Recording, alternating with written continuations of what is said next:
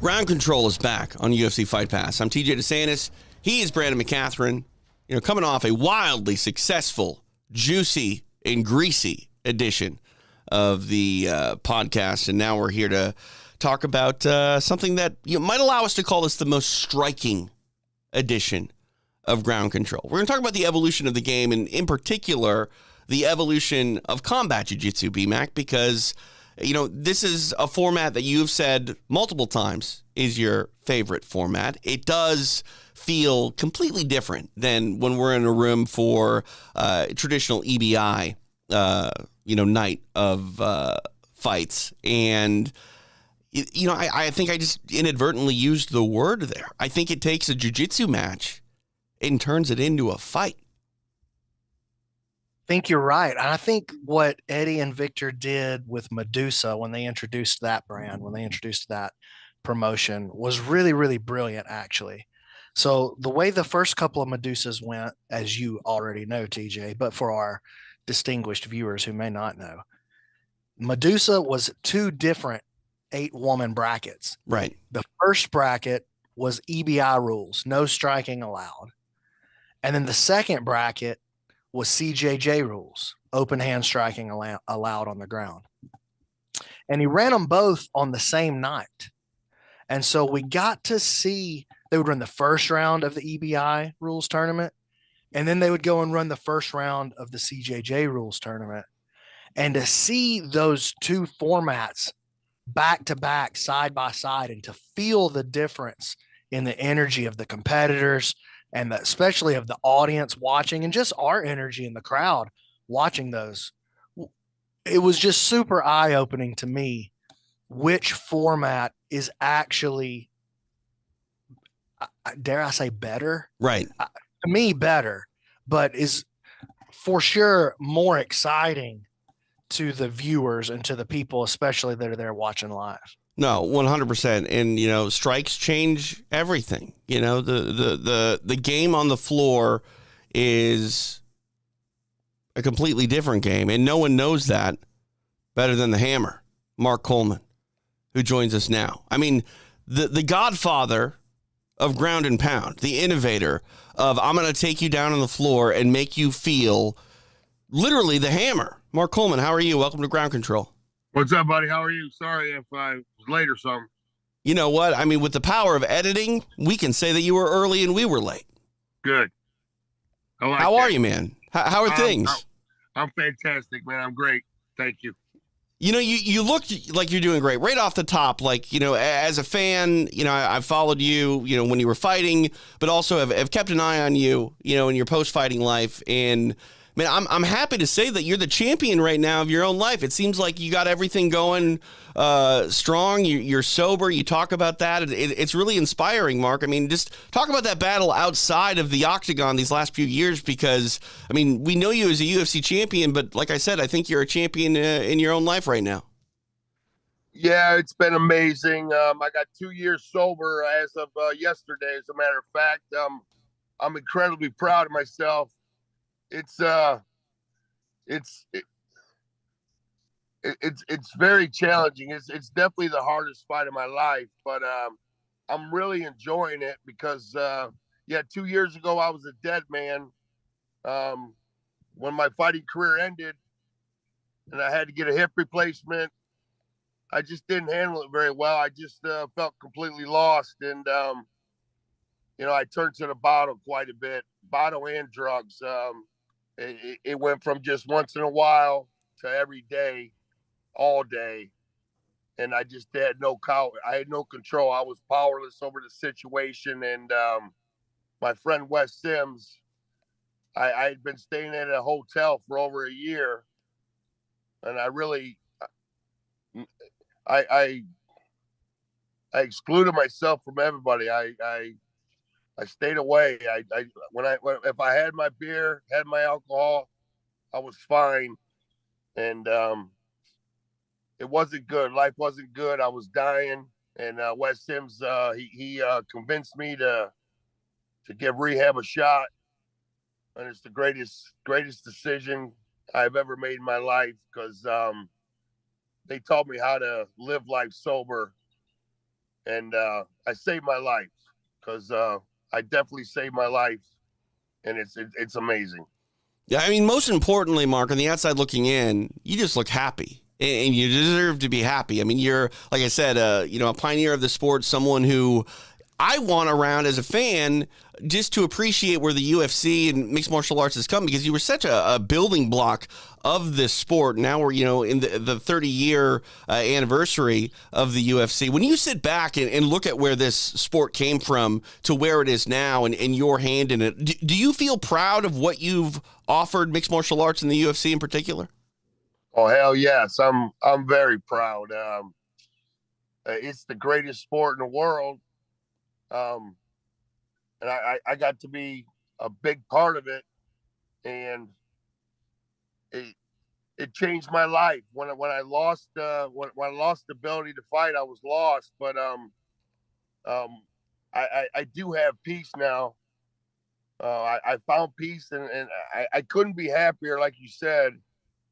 And where the sport is now, it's truly amazing. Hold on here. All good.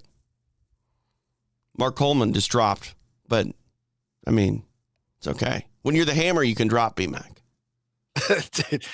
That's all you can do if you're the hammer. I guess you can come up. Yeah. But the hammer must drop. Right. Yeah. We'll try to get Coleman back here, but that's really sort of what crazy. Like I said, we're in this 30-year anniversary of the UFC, 1993 to 2023, and without Coleman, I'm sure someone would have figured out the style of ground and pound, but Mark was the first to do it and do it in just a devastating way. Now I think we got him back here.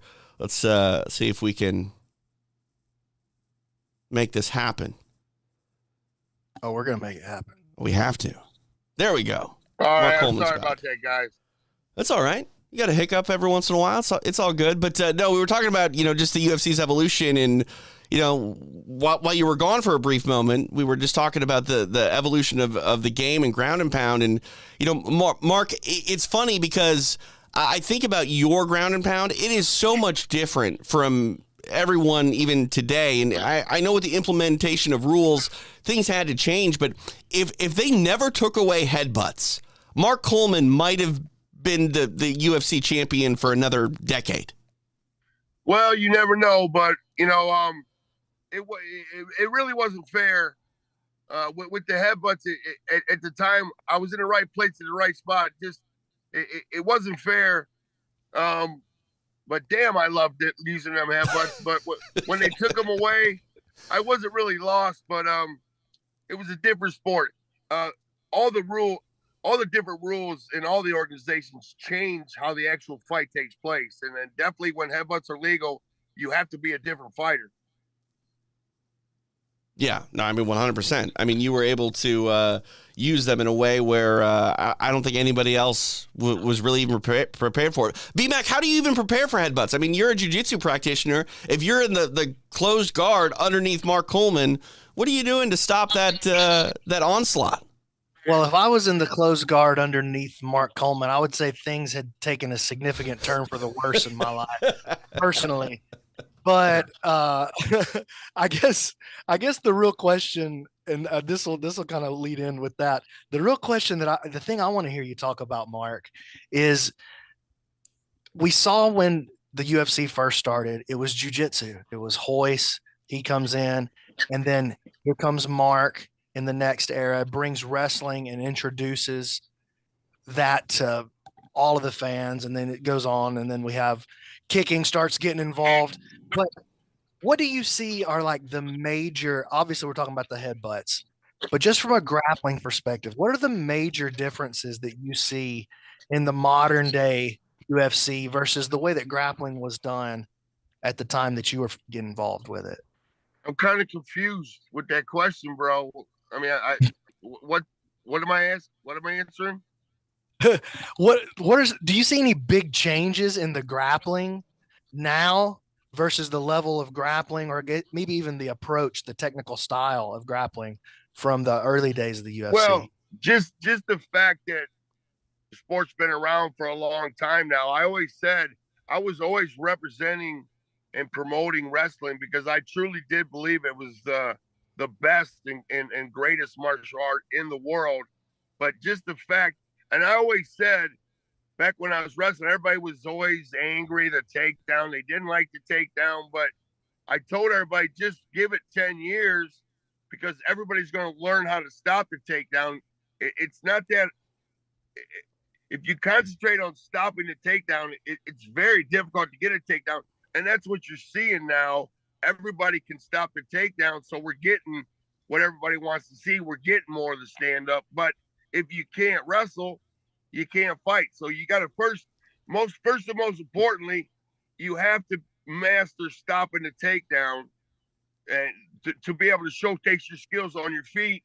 For example, look at John Jones recently. There's no fight. You take him down, the fight's over, in that situation. So Cyril Gain, he is going to have to commit himself to becoming a great wrestler. If he ever wants to be the champion, he cannot get taken down. It's that simple. So the evolution is everybody's just getting better because the sport's been around. It's evolved. You got so many coaches now. We didn't have any coaches back in my day. You got specific coaches for every martial art there is, and people are just getting better and better, and that's what you're seeing. I want to go back to the headbutt for a brief moment because, you talk about the evolution, Mark, and you had a phenomenal run in Pride. It's Pride Never Die Month, by the way, on UFC Fight Pass, so people should check out the Pride library. But, I wonder how you would have done against a Minotauro Nogueira if you could have headbutted him in his guard. I mean, the dude had phenomenal grip strength, one of the most dangerous guards in MMA, but I kind of think if it were a few years earlier, maybe you're putting his lights out if you were able to smash his face in with your head. Well, he truly is probably the best straight jiu-jitsu guy I've ever went with. His feet were hands and his hands were hands. And, I truly believe I was the far superior athlete over Minotauro. And if I've been in my prime, with or without the headbutts, if I'm in shape, I think I smashed Minotauro. No disrespect. That's just what I think about myself. My career was filled with, I was a journeyman. I drank too much. You take away the booze and maybe I have a lot better career. Well, that's sort of my question. When I look at, mixed martial arts in your day, it was very much a spectacle. I mean, when did you start to realize that you yourself were a professional athlete? Did it ever really feel that way when you were fighting in the UFC? Because the sport was, literally fighting for legitimacy and, just acceptance. No, that was my dream, to be a pro athlete. And UFC 10, when I won that bitch, I felt like I lived my dream. I am a professional athlete. They handed me $60K, brother. That's all I needed. There you go. I felt like a pro athlete, and the way, and now it wasn't as big as it is now, but where the sport is now, that would have been my dream as a kid, to be the ultimate fighting champion. That would have been the pinnacle of all sports to me. And it was good enough for me back when it was 5,000 fans in there. That's all I needed. I felt like a big time professional athlete. That was my dream. What was your biggest sort of accomplishment, do you think, Mark, in the sport? Was it UFC 10? Was it the Pride Grand Prix? It's hard to say, but to be honest, UFC 10, I beat up 3 tough guys, but as I'm walking out of the cage after I won it, I was saying to myself, there's a hell of a lot tougher guys out there for me to claim myself as a world champion. I didn't declare myself world champion after UFC 10. I didn't even declare myself world champion after I beat Dan Severn in UFC 12, because I just knew there's so many badass killers out there coming from the wrestling world. I knew the Russians were coming, brother. And until until I beat Igor in the Pride Grand Prix. He was undefeated. I looked at him as the world champ. And then when I beat him, that's when I really, really lived my ultimate dream of becoming not only a pro athlete, but becoming the world champion. I felt like I was the world champion in the Pride Grand Prix. So, and coming back from 4 straight losses and the whole world counting me out for the dead, that was by far the biggest. And the only thing that compared to it was making the Olympic wrestling team in 1992. When I made the team in 92, that was my childhood dream. Man, I think about that. You might have the best sort of under the radar comeback in MMA history. You mentioned the 4 straight losses, losing in the UFC to Pete Williams in the fashion that you did, and going over to Pride and then just ripping off win after win. And I'm curious, where's that Grand Prix belt? You have that Grand Prix trophy hanging up somewhere? Well, I have the belt, but I don't really have it hanging up anywhere. It's just sitting around. Really? Yeah. Man, you gotta get that thing framed or something, Mark. Yeah, I will someday. I mean, BMac, if he ever won a belt like that, he'd just be walking around with it on forever. Yeah, I'm not getting any belts like that. No stress in that regard. It's a beautiful belt. I'm not gonna lie. It's probably the most beautiful belt there is out there. Mark, you talked about the Russian wrestlers coming over. You said, "Oh, the Russians are coming. 10 years, the Russians are going to be here."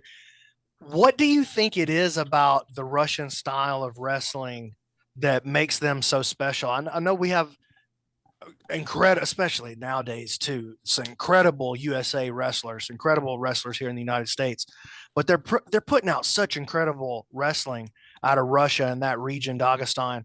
What do you think it is about their training style, or is it just something about maybe the approach or philosophy that they have with wrestling that makes them a little bit different and unique? Well, it's the approach and the philosophy. Russian. If you're a Russian wrestler, you're a hero. It's a big sport over there. That's the difference. It's like NFL football. It's like NBA basketball. You get treated like kings, and quite honestly, I remember them doing an interview with the Russian wrestler. They asked him why are Russians, or why is he so tough? And he said, and it hit home, because he said, it's because Russia's so damn cold.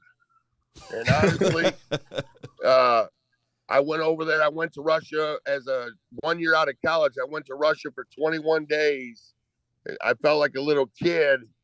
It was 30 degrees below zero in Siberia. And we checked into the hotel, and there wasn't any heat in the hotel. You could see your breath in the hotel room. We went to the arena to wrestle, and there was no heat in the arena. You could see your breath in the arena, and literally, I just felt like a pussy. I felt like a complete pussy. But now thinking about it, yeah, them guys, we had to wrestle in 40 degrees temperature, and I had to wrestle a bunch of Russians. I came back a grown man. I went there a boy. When I came back 21 days later, I felt like a grown man. They're just tough, man. It's just in their system. Yeah, I mean that's crazy. Ohio gets pretty damn cold too, so to go over there, that's a different kind of cold in Russia. I want to talk a little bit about Ohio on the way out here, Mark, because this is an individual sport, but what you did with Hammer House and your team, and there are no tag teams in MMA, but man, if there was a tag team, I can't think of a better one than yourself and the late monster Kevin Randleman. You guys were such a duo of force, not only inside the octagon, but when you guys were around one another, like the energy in the room just changed. It's like, all right, the Hammer and the Monster are here. Yeah, I tell you what, man, I love him so much. He changed people's lives. He changed my life. When we were together, no doubt about it, we didn't feel like anybody in the world could touch us, man. We lifted each other's energy. We were great for each other. It was an amazing. I'm so blessed to be able to spend that time with my guy. man, I miss him a lot, but he's still with me all the time. I know he's proud as hell of me, and I still reach out for him, and I ask him questions as we go through this life journey. And he taught me so much more than I ever realized. I was the older brother, but after he died, that's when I realized. I looked back at all the times we had. Yeah, he taught me a lot. I'm so blessed to have been with him. Another guy from your past, you already talked a little bit about, Wes Sims. How's Wes doing these days? Hey, Wes is he's a great businessman. He's hustling his ass off. He's making a ton of money. He helped me save my life. We're best friends, and I was his older brother as well, but times change, man.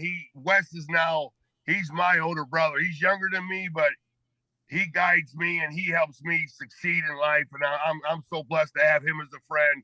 Brandon Lee Hinkle, the Iron Lion, the Hammer House, man, the greatest team ever assembled.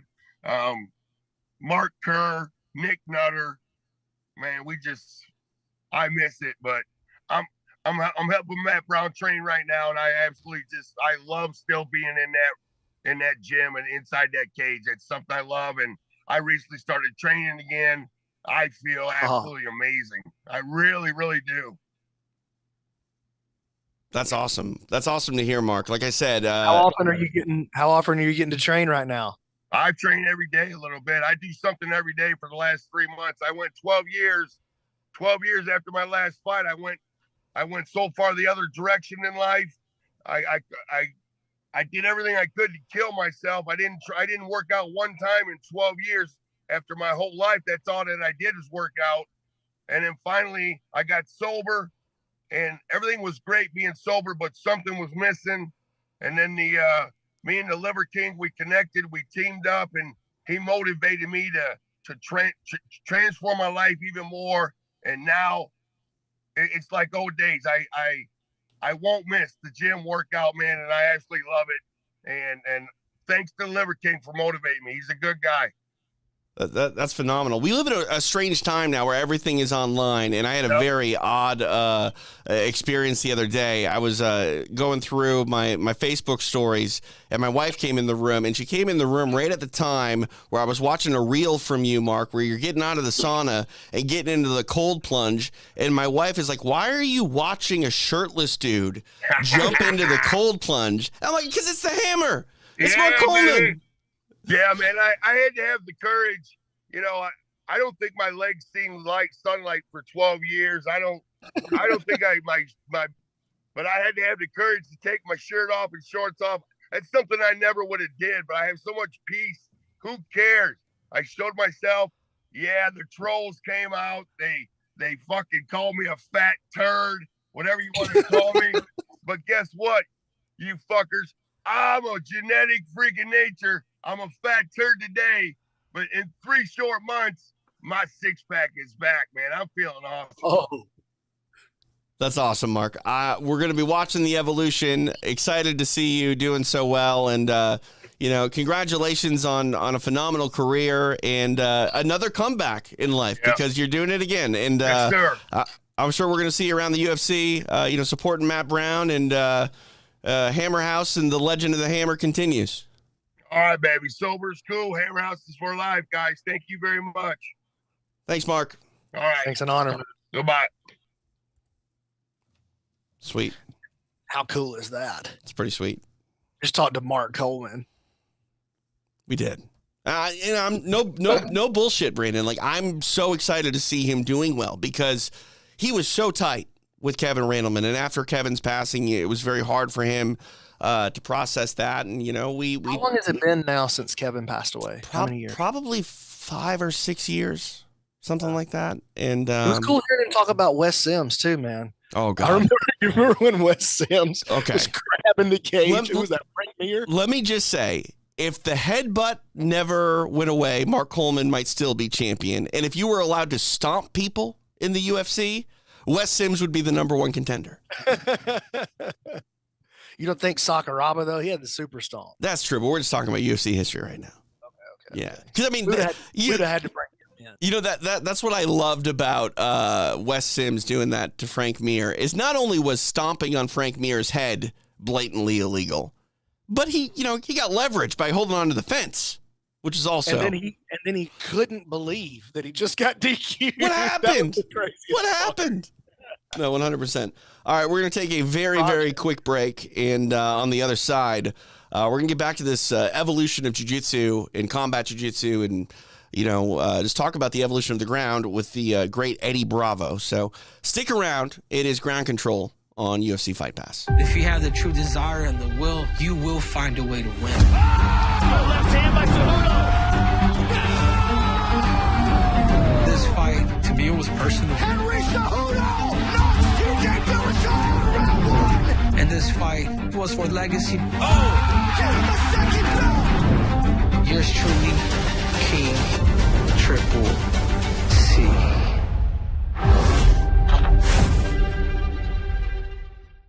Yo, yo, yo. Yo, Eddie Bravo Radio. It's not Eddie Bravo Radio. It's Ground Control on UFC Fight Pass, and we're pleased to be joined by Eddie Bravo. What you talk? Oh wait, what is going on there?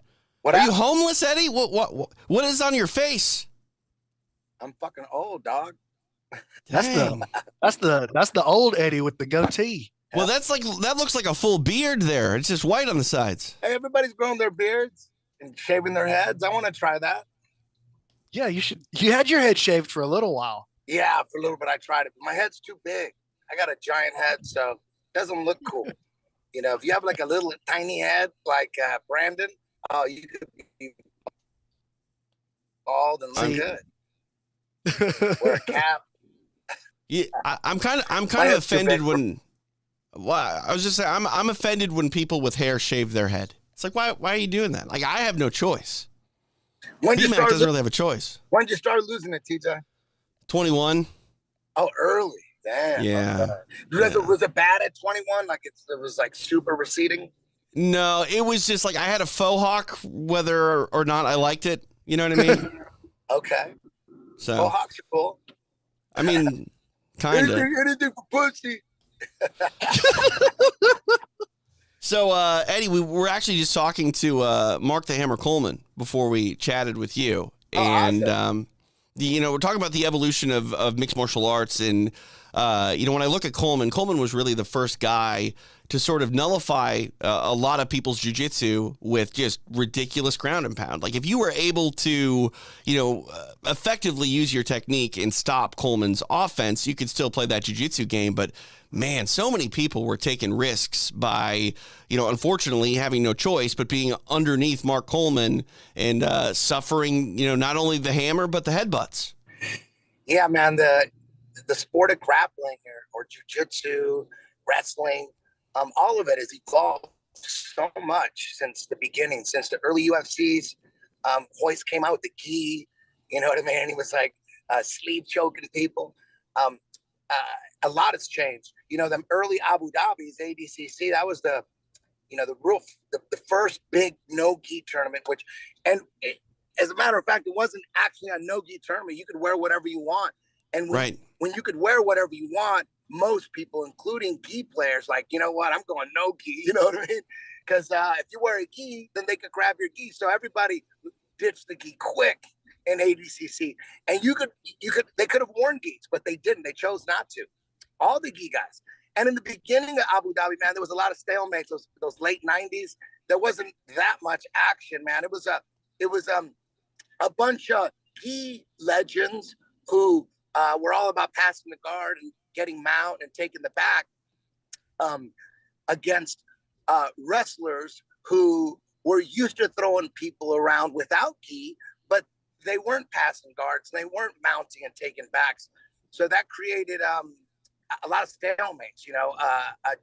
The gi guys weren't that good at attacking wrestlers in a pure grappling format. Without the collars, without the sleeves to hold on. So there was a lot of stalemates. But then Jean-Jacques came out of nowhere in 99 and submitted everybody in his division. And he was the first gi legend to come out and just submit everybody, finish everybody. And of course, and I've talked about this before, he was, he was born with deformation of his left hand, so he doesn't have any left fingers. So even in the gi, he was using overhooks and underhooks instead of grabbing the sleeve because he couldn't without his hand.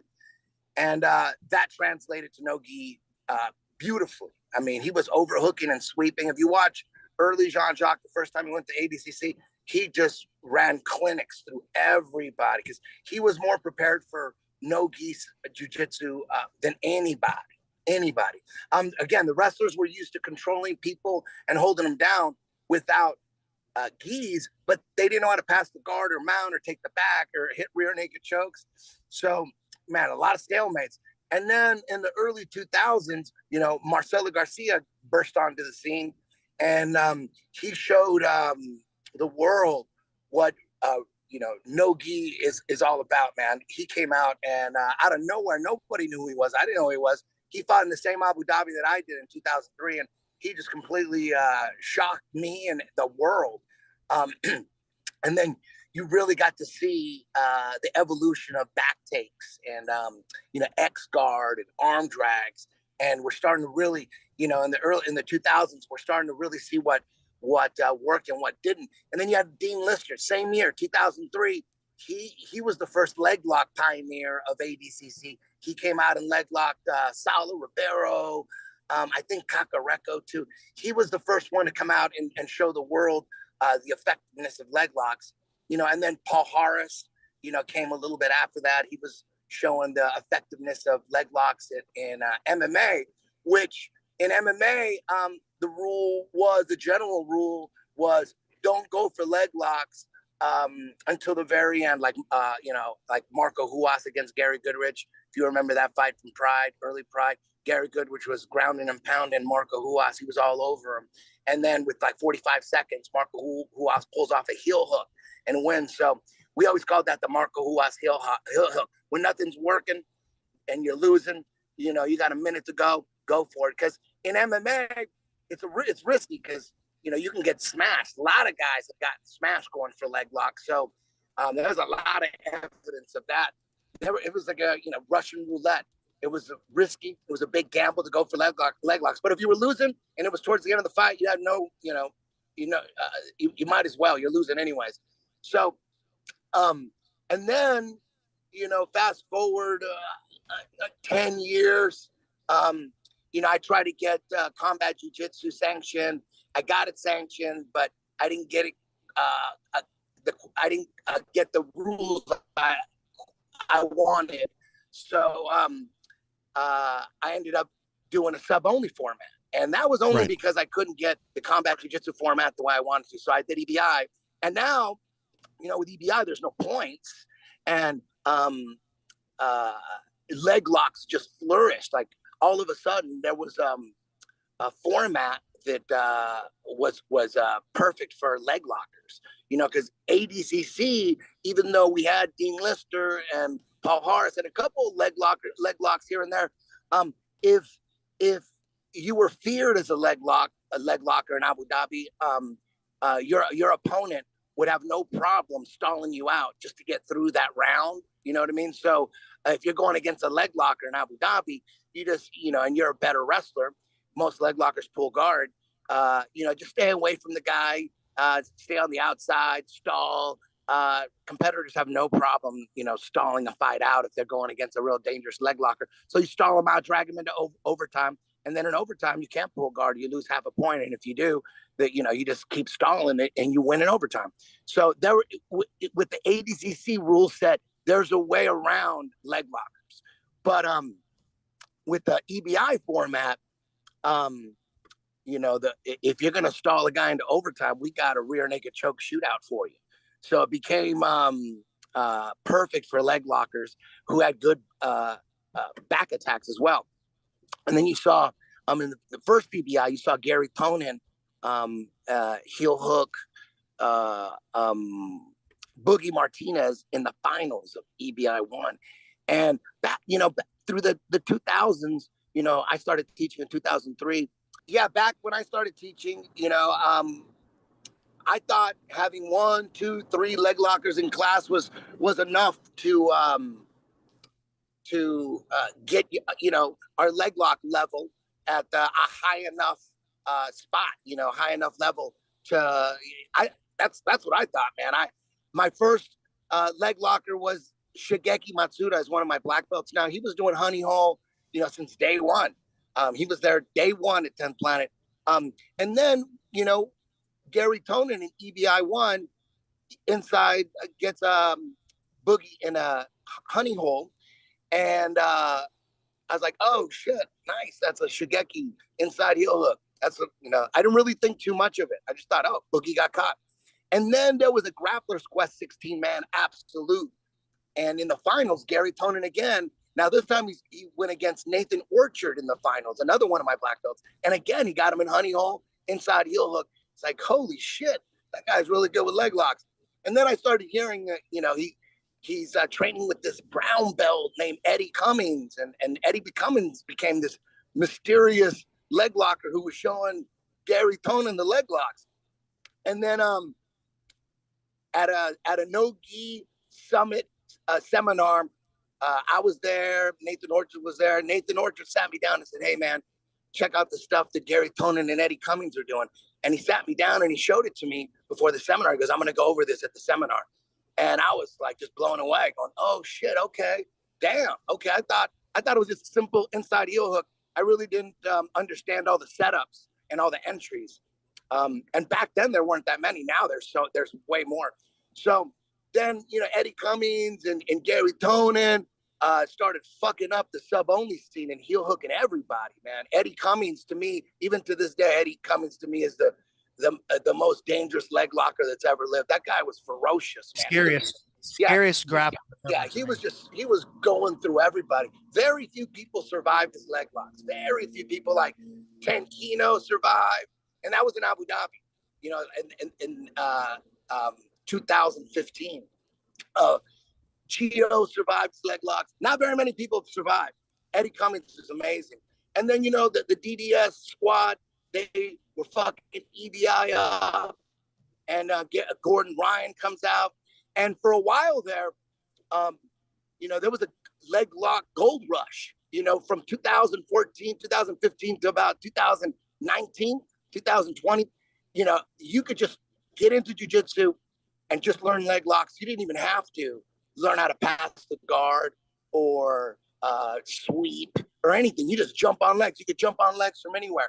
So for a while, a lot of people were just doing that. They were getting into jiu-jitsu and just getting right into leg locks. And within like a year and a half of high-level leg locks, you could tap out a black belt who hasn't been working on his leg locks. It was crazy. Let me ask this question real quick of both of you, because obviously you both are instructors. But I remember when I would mess around at jiu-jitsu academies, 15, 20 years ago, there were some people that wouldn't let you roll in their gym unless you were a blue belt. And now, Eddie, you're talking about getting into jiu-jitsu and just starting leg locks. Like, how quickly do you tell students, hey, play this leg game, learn it, try it out?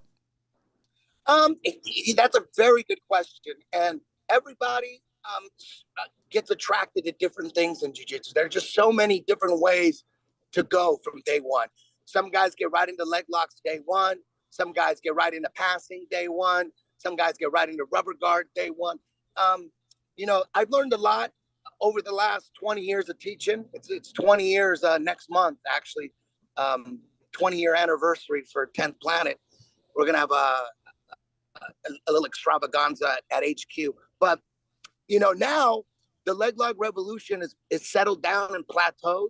And it's not as scary as it was, 5-6 years ago.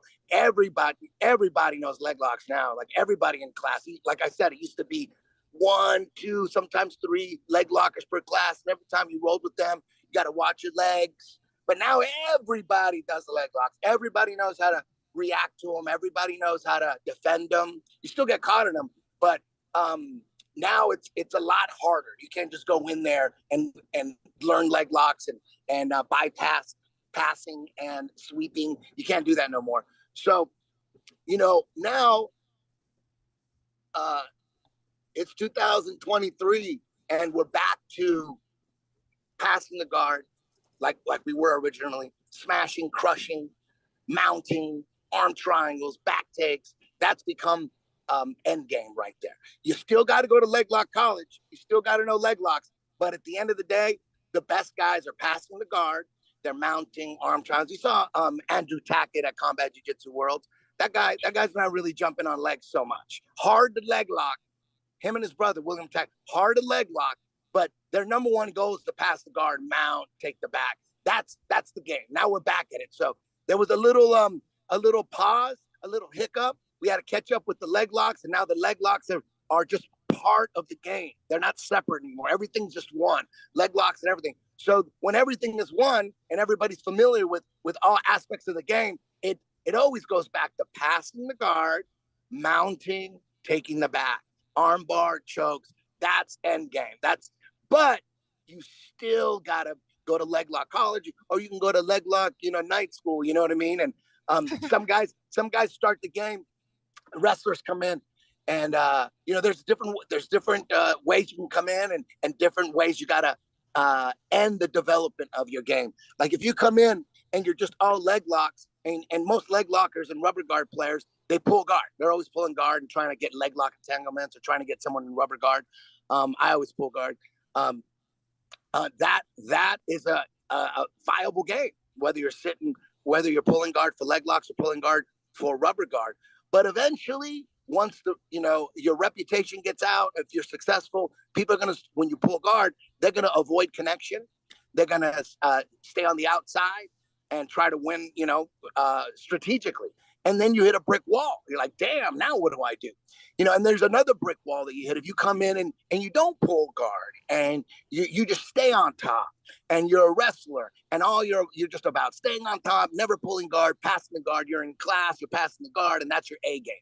You have an okay guard, I guess, but your A game is staying on top, wrestling, and passing the guard. You are also going to hit a brick wall, but it's a different kind of brick wall. At the very top, you're going to be running into, wrestlers that are better than you, because you might be the best wrestler in your room. At your gym, you might be the most experienced in wrestling. But at the top, every school's got wrestlers, and at the top, man, they're all there. And you're going to find yourself playing guard. And that's the brick wall you're going to hit. It's like, damn, you can't play your A game because this guy is a better wrestler than you. He's putting you on your back. You don't even get a chance to get to your A game, which is you're passing from scratch. So that's a brick wall. You'll hit when you develop your game with wrestling and passing first. I think the best way to develop this is, and you can develop your game any way you want. And there's so many different ways. But now looking back, I think the best way is to just pull guard, every roll, get really dangerous off your back, get your guard hard to pass, develop your rubber guard, have that be your A game, leg locks too. Just be a guard puller in the beginning. And then when you hit that brick wall where people are respecting your guard and your leg locks and your rubber guard so much where they're avoiding and they're staying on the outside and they're not committing, then at that point, you have to stand up and start wrestling. So now your new game, your end game is wrestling and passing. No more pulling guard. And the great thing about that is you don't even have to be a better wrestler. All you have to be, because originally you hit that brick wall because you couldn't connect. You couldn't capture your opponent. You pull guard and they're just dancing around. And now your brick walls, you can't connect. You can't capture. So you got to stand up and start wrestling. And when you wrestle, you don't even have to be that good. You have to just just enough so that if they take you down, if you lose the wrestling exchange, you at least capture them as they're taking you down. You got to capture them with an overhook. You get them right into rubber guard or leg locks right away. So that's how you get past that brick wall.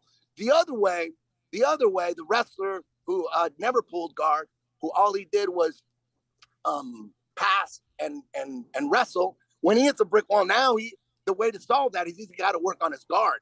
And at that point, man, it's hard to develop an extraordinary guard when you went your whole jiu-jitsu career being that wrestler, the guard passer, top game, and that's all you had in your head. It's harder to go back and develop an extraordinary guard because you're going to need an extraordinary guard.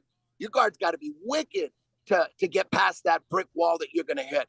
But the other way, where you're all rubber guard and leg locks at first, and then later you turn into the wrestler and the passer.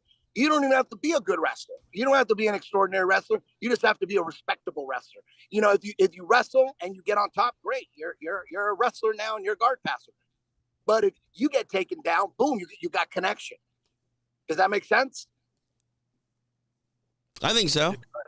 Makes sense to me. Yeah. You know what I'm thinking about? I just was thinking about the leg lock game and how there's always like an evolution in combat sports of like coming up with a new promotion, a new idea. I'm like, you did it with Jiu Jitsu overtime.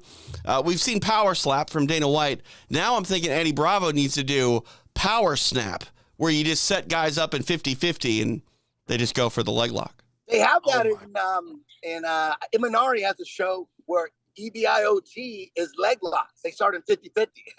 Really? Wow. Yeah. Yeah. So it's not an original idea, unfortunately. No way. No. What is the name of that promotion?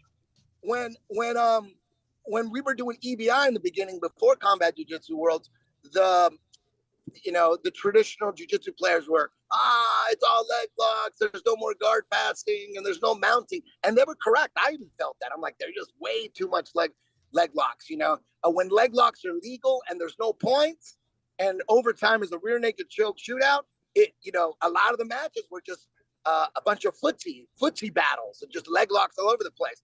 So once I finally established the right combat jiu-jitsu format with the commission, and they agreed and they let me do it the way I wanted to do it, then it wasn't so leg locky. You know what I mean? And because of the strikes and guard passing meant a lot more. The mount meant a lot more. Now that you could strike, the mount means a lot. In EBI, the mount should mean a lot. Yeah, but in sub only, because of the right. Leg locks being legal, people are just spamming leg locks all the time. Right. But you add strikes, you can't spam leg locks as much. We do have leg locks in Combat Jiu-Jitsu Worlds, but not like we did in EBI. It's a little bit different. Leg locks are still valid, but we're learning through Combat Jiu-Jitsu which leg lock positions, and there's a bunch of entanglements, which ones are not good for MMA or for when strikes are allowed, and which leg lock entanglements are the best for and safe. There's some that are super safe, because there was a thought that all leg locks are dangerous in MMA. Not all leg locks. There's so many different entanglements. Some are perfectly safe. Some leg locks you get into to avoid ground and pound. Like in the UFC and the Ultimate Fighter, I forget who it was, a Brazilian guy was getting grounded and pounded. The guy on top was in a horse stance. He wasn't in his guard. He was in a horse stance, just raining punches down. The Brazilian's on his back, and he shoots for a knee bar while the guy's standing, and he's on a knee bar to protect his face. He went for a knee bar attempt to protect him from ground and pound. That guy spins out of it, and as he spins out of that knee bar, Brazilian jumps on his back and chokes him out. So there's leg locks that you go to when you're getting ground and pounded for safety. So people just, we're learning a lot from Combat Jiu-Jitsu, what works and what doesn't in the leg lock game. And we're seeing a shift back to old school jiu-jitsu, passing the guard, mounting, back where it should be. And it's happening at a tighter range too in combat jiu-jitsu. I noticed, like, the range of engagement is closer than it is in an EBI rule set or in a ADCC rule set. Like, you don't want people out here at arm's length when they can strike you. You don't want them to have the space to be able to generate force and land the strikes. And so I see more closed guard in combat jiu-jitsu. I mean, you almost never see closed guard in EBI rules. Like, why would you go to people are avoiding the closed guard it's the death on both sides. Even in ADCC, you rarely see closed guard. So that's what combat jiu-jitsu reminds us of, that in sub only, when there's no strikes, the two most popular guards are sit-up guard and open Z guard. Those are the worst guards for MMA or for combat jiu-jitsu. Sit-up guard is the worst guard for MMA. No one plays sit-up guard in MMA or combat jiu-jitsu. You get smacked. And we saw it one time. It was the kid from DDS versus Martin. Yes, Nick Ronan against Martin Gonzalez. And man, you can't play sit-up guard. So that's a fixing jujitsu in my eyes. I wanna, I've always been since day one. It's not a secret. I'm trying to develop the best jujitsu for MMA, for self-defense, combat jujitsu. Imagine ADCC, the last one in Vegas, the grand show, the big one. Imagine the same exact athletes, the same exact matchups, but with a combat jiu-jitsu format. Take all my money. I'll pay all my money.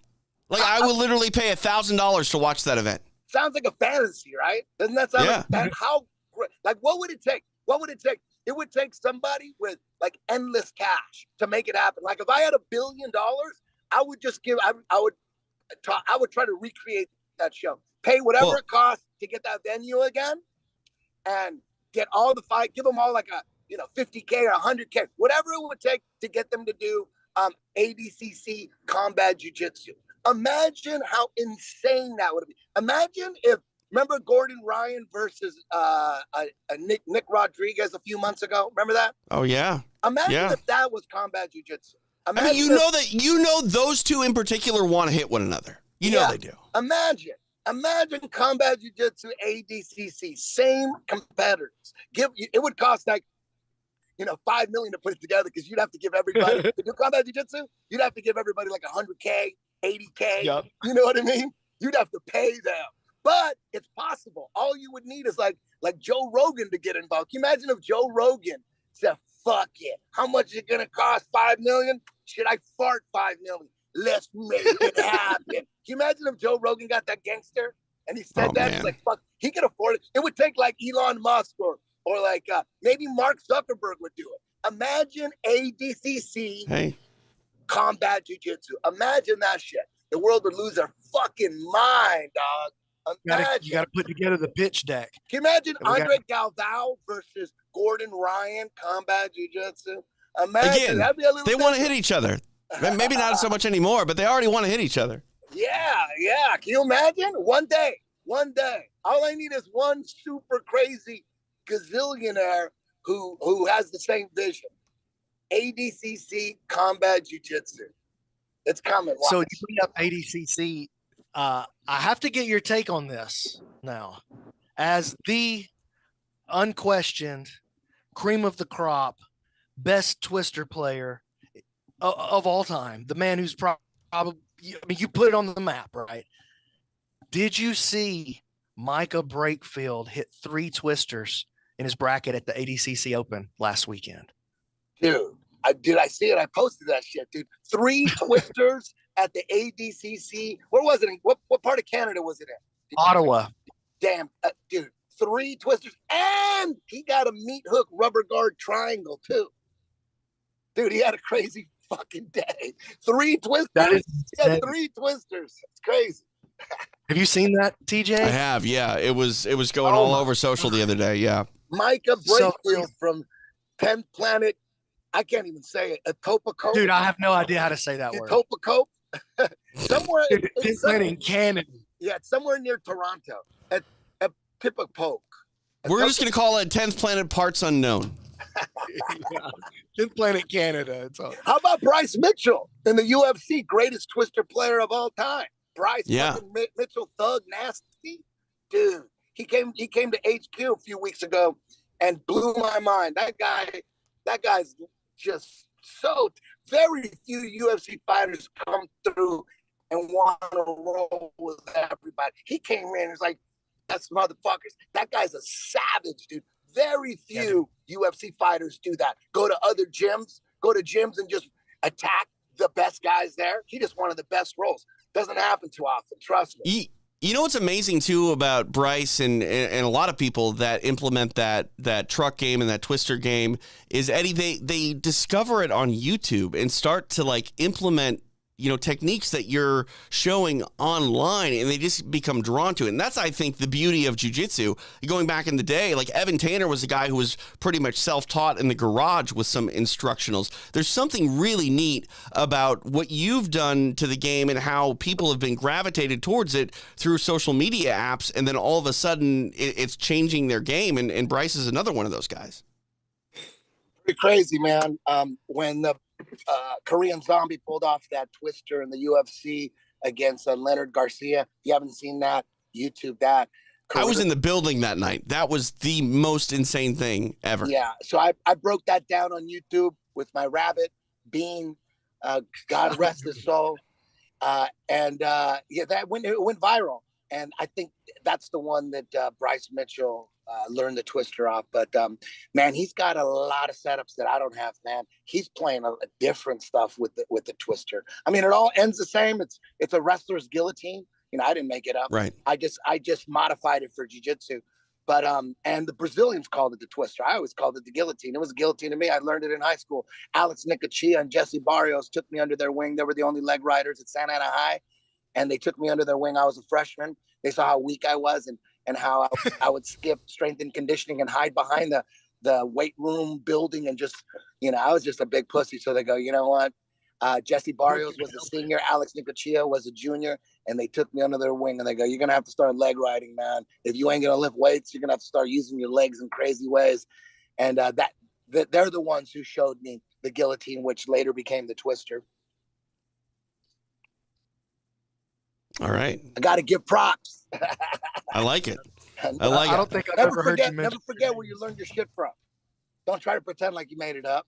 You know, there's people out there. There's people out there that think that I claim like I invented the twister. Like there's people that think that, oh, look, he wrote a book.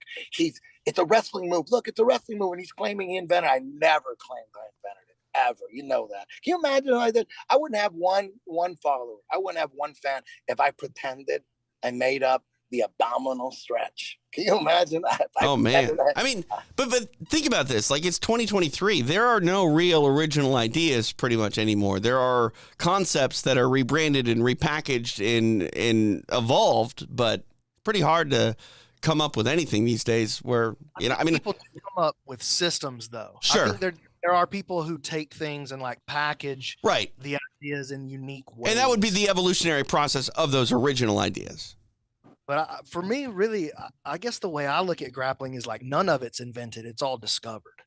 You know, like it's all just like you're brushing back like, oh, what is this here? And you start uncovering, you push the dust back and you're like, oh man, there's a whole, like that was always there. It's not like I just it was always available to me. I got good enough, or I got my eyes opened by a particular teacher or whatever. And it helped me to see like, oh, there's actually an entire system that's just laying here ready to be discovered.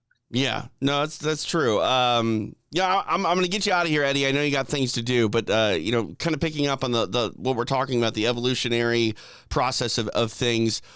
Even combat jiu-jitsu to a certain extent isn't an original idea. It's what MMA was, honestly, when the UFC first started. If you were successful in MMA, it was because you had a good jiu-jitsu game and you were allowed to, you know, punch people and hurt them. And I'm curious, you know, obviously EBI is this wonderful thing. It was a secondary plan, though. But your main plan in combat jiu-jitsu, I'm on board. BMac's on board. It's the rule set that we prefer to watch and commentate. It's still very much in this early process. Do you see combat jiu-jitsu being something where, I mean, there are more and more shows doing it, but do you see more athletic commissions getting involved? Is regulation of CJJ something that you need to run to, like the UFC ran to regulation? Does combat jiu-jitsu need to do the same thing to make it, you know, available in all 50 states? Yeah, we're working on Oregon right now, working on New York State's very hard. Arizona got sanctioned. So California, Arizona are the only ones that are sanctioned. But there's some states that are like the Wild West. You could just kind of just do a show. Right, unregulated. Yeah. But Mexico's the best, man. Mexico, it's the Wild West there for sure. Well, their fight fans might be the best too. Like again, you're talking about Andrew Tackett. BMac posted, you know, the moment I think he won in the semifinals online. Like that was an atmosphere. Like I've called MMA fights. I've called a Roy Jones Jr. fight in Roy's, you know, hometown of Pensacola. The atmosphere in Pensacola when Roy Jones Jr. fought was not as electric as it was in Playa del Carmen when Andrew Tackett is choking fools out. Like, this is something entirely different, and it's really cool to see that evolution in Mexico, which, I mean, now is sort of an MMA hotbed with 3 champions, but Mexico's always been a striking culture. It's always been a boxing culture. The Mexicans like combat jiu-jitsu. Yeah, they sure do. And we're going back to Playa del Carmen Sunday, July 30th. We're doing the Bantamweight tournament. Returning is our last 2 champions, Elias Anderson and Richard Alarcon's coming back too. Dang. That's going to be a crazy show. July 30th, only on UFC Fight Pass. We're going to have to get Elias and maybe Red Alarcon to come on Ground Control and talk about it. Because, again, BMac, I don't mean to speak for you, but, I mean, we love this shit. It's my favorite rule set. I just don't understand how anybody could not like it better. And I was talking to TJ a little earlier about how I thought it was really brilliant, like the long-term vision. I don't know if this was the plan or not, but this is the way I saw it. It's like, oh, Eddie's so smart. Him and Victor are so smart. We're going to start a women's promotion, and we're going to put a jiu-jitsu, an EBI tournament, and a combat jiu-jitsu tournament on the same night so that everybody can see which one's really better. I don't know if that's what you were really thinking, but that's the effect that it had on me for sure. Because I love combat jiu-jitsu. I equally love EBI. And maybe even I would like EBI a little better at that. But once I saw them side by side on the same night, I was like, oh, it's an obvious difference. Let me put it down to this. It's simply this. That's it. Once you hear, it changes everything. Yeah. It changes the crowd too. It changes the energy of the commentary, the crowd, the fighters. Everything's just totally different. Combat jiu-jitsu to me is just my favorite part of the UFC. I like striking, I like wrestling and all that, but that's not my favorite shit. The UFC blew up because of the ground fighting, not because of the striking. We already had boxing. We already had kickboxing. As a matter of fact, kickboxing basically failed in the United States. We already had that. So UFC 2 blew up and people lost their minds because of the jiu-jitsu. That's why, not because of the striking. Striking's great. I love UFC. I love MMA. I love all that shit. But my favorite part of the UFC is the ground fighting. So all I did with combat jiu-jitsu is make a whole show, make a whole sport based around my favorite part of MMA. And, we can't, there's no Muay Thai and there's not a lot of stand-up wrestling. We only have 1 minute on the feet, but we can do 16-man tournaments. And that's another big reason why UFC 2 blew up, because a 16-man tournament, that's like a whole season all in one package, one event. The first 2 rounds are like the regular season, and then the semifinals are like the playoffs, and then of course the finals, like the Super Bowl. You get it all in one day. You don't even have to know any of the fighters. You can watch any show. You could just go combat jiu-jitsu, this one, that one, now, and it's a 16-man tournament, and you could just put it on. And by the end of that show, as long as you pay attention, by the end of the show, you're gonna be invested, emotionally and spiritually. And, if a fight card is a movie, combat jiu-jitsu tournaments are trilogies. Yeah, man. It's I love it. I hope we can keep doing it. I think it could be huge just with the right financial support. I think it could be fucking massive with the right marketing. I mean, we could do things. I think the entertainment output is similar to like a UFC Fight Night. You know what I mean? You take a bunch of single matches, UFC Fight Night, not the biggest names, and then compare it to a 16-man combat jiu-jitsu tournament. I think the entertainment output it can be equal with the right push, with the right marketing, with the right money behind it. It could be fucking huge. Imagine ADCC combat jiu-jitsu. That would be fucking massive. Imagine. Well, unless you get Joe Rogan to put down the money, I think as a promise to you, Eddie, and the sport as a whole, I'm going to buy a Mega Millions ticket and a Powerball ticket until I win so we can fund this thing. Hey, any billionaires out there that want to go crazy? Let's do it. Hey, Zuckerberg likes jiu-jitsu. Hey, maybe he's watching. Yeah, maybe Bezos. He's all joke now. Right. Yeah. Elon Musk. Dude. You know what? Elon Musk, shit, he's got billions. Right now. What about a TJ versus Jeff Bezos super fight? Yeah. Who? You can take Jeff Bezos? Me? Yeah. You gotta No. fight him No. right now. Okay. Oh, Sure. Maybe. it's TJ. All right. He's baby blood. Though, I need to get on that juice though before we do that. I need How to get about yoked.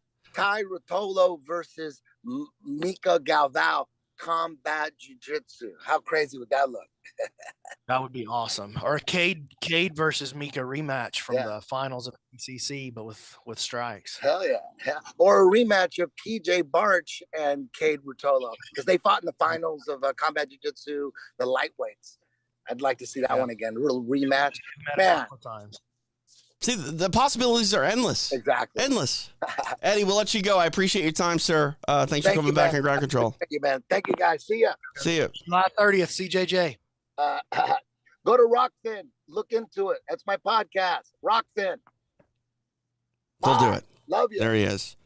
Eddie Bravo, kind enough to join us here on Ground Control. He's the man. It's Who's more passionate about jiu-jitsu than Eddie Bravo? Literally nobody loves jiu-jitsu. Nobody. I mean, again, this is Ground Control. I'm TJ DeSantis. He's Brandon McCatherine. It's our show. But when Eddie Bravo comes on, This show. just sit back. Just listen. And, that's what jiu-jitsu needs. You know what I mean? The UFC didn't become popular and big because Dana White and company didn't love the sport. You know what I mean? You gotta put your heart and soul into it. And I can, speaking of Dana White and company, I can feel the momentum of the UFC starting to roll behind some of these grappling promotions. Yeah. Like it feels good the direction it's going. Like to have, MMA is jiu-jitsu's big brother in a lot of ways, at least from like a marketing and promotion. For sure. Promotion.